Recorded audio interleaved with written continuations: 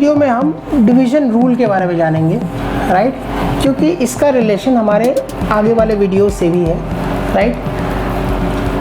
ये 4 कंपोनेंट आपके लिए जानना बहुत इंपॉर्टेंट है। किसी भी नंबर को हम डिवाइड करते हैं तो वो कहलाता है डिविडेंड, जिससे डिवाइड करते हैं वो कहलाता है डिवाइज़र, जो पूरे जितने बार जो नंबर जाएगी वो कहलाता है कोशेंट, जो नीचे में बच के आएगी वो कहलाती है रिमाइंडर। मैं एक सिंपल सा एग्जांपल दूँ, अगर मैं यहाँ पे 6 19 6 3 18, क्योंकि 3 बार 6 जाएगी और 1 रिमाइंडर, तो यहाँ पे 19 डिविडेंड है, 6 डिवाइज़र है, 3 कोशेंट है, 1 रिमाइंडर है। यानी कि 6 × 3 + 1 क्या होता है 19। यानी कि मैं ये कह सकता हूँ कि divisor into quotient plus remainder is equal to dividend.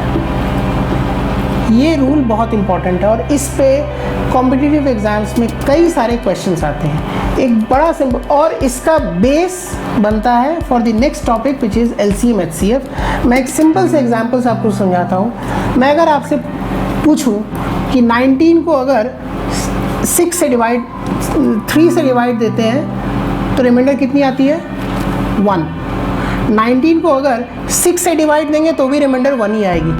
19 को अगर 9 से डिवाइड देंगे तो भी रिमाइंडर 1 ही आएगी, राइट। अब इस पे क्वेश्चन हो गया, क्वेश्चन ये हो गया कि मैं सिंपल सा क्वेश्चन है कि एक नंबर है जिसको मैं से 7 से डिवाइड दूं तो रिमाइंडर आती है 3, राइट। या मैं इसे कहता हूँ 8 से डिवाइड दूं तो रिमाइंडर आती है 5। Let us change the example, और मैं आपसे कहता हूँ कि एक नंबर को अगर 8 से डिवाइड दूँ तो रिमाइंडर आती है 5। तो उसी नंबर को अगर मैं 4 से डिवाइड दूँ तो रिमाइंडर क्या आएगी, राइट। तो ऐसे तरह का क्वेश्चन करने का सबसे आसान तरीका ये है कि ऐसे केसेस में अगर मैं आपसे पूछता हूँ कि 8 से डिवाइड देता हूँ, यानी कि डिवाइज़र 8 है, तो रिमाइंडर आती है 5। तो उसी नंबर को 4 से डिवाइड दूँ तो रिमाइंडर क्या आएगी, राइट। तो ऐसे केसेस में हम हमेशा नंबर को सीधा मानेंगे 8 + 5। कितना हो गया 8 + 5 इज़ 13।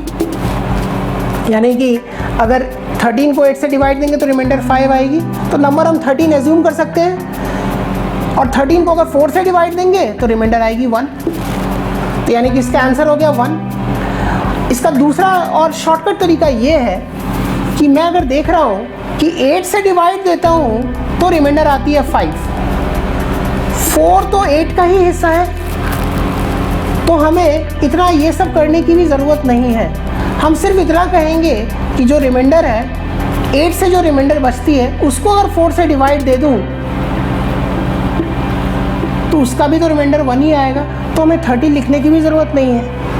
हम सिंपल से सिंपल 8 का हिस्सा चूँकि 4 है तो हम नंबर कोई एज्यूम नहीं करेंगे, हम सिर्फ जो 8 का जो रिमाइंडर आता है उसको हम अपने क्वेश्चन वाले डिवाइज़र से डिवाइड करके रिमाइंडर जानने की कोशिश करेंगे, राइट। तो सिंपल केस ये है कि 5 को 4 से डिवाइड दीजिए तो रिमाइंडर आएगा 1। Okay, so hence the remainder is 1। So in the next video मैंने ये रूल इसीलिए बताया बिकॉज इसका एप्लीकेशन LCM एंड HCF में है, जो कि हमारा नेक्स्ट टॉपिक होगा।